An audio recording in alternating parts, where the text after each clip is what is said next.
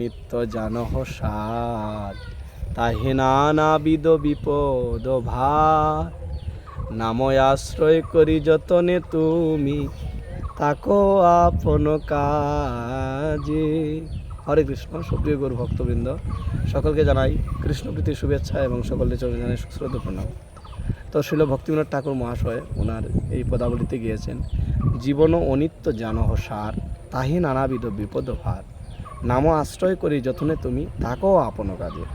কী বলা হয়েছে, এই জীবনটা হচ্ছে অনিত্য বস্তু, ঠিক আছে, যে কোনো সময় আমাদের এই শরীরটা হারিয়ে ফেলতে পারি। তাই ভক্তিবিনোদ ঠাকুর মহাশয় বলেছেন যে আমাদের কর্মরত অবস্থায় থেকে ভগবানকে কীভাবে আমরা স্মরণ করব। এই জীবনটা যে কোনো সময় আমরা হারিয়ে ফেলতে পারি, এই দেহটা যে কোনো সময় আমরা হারিয়ে ফেলতে পারি, সেজন্য আমাদের নামকে আশ্রয় করতে হবে। নামকে আশ্রয় করে আমাদের জীবনে চলতে হবে। কেমনিভাবে আমাদের শ্রীচৈতন্য মহাপ্রভু কলিযুগের পাবন অবতার শ্রীচৈতন্য গৌরাঙ্গ মহাপ্রভু আমাদের জন্য সেই অপ্রাকৃত দিব্য নাম এনেছেন, সেই নামকে যেন আমরা আশ্রয় করি।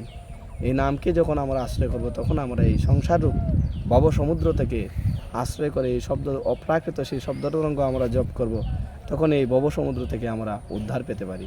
হরে কৃষ্ণ, হরি বল।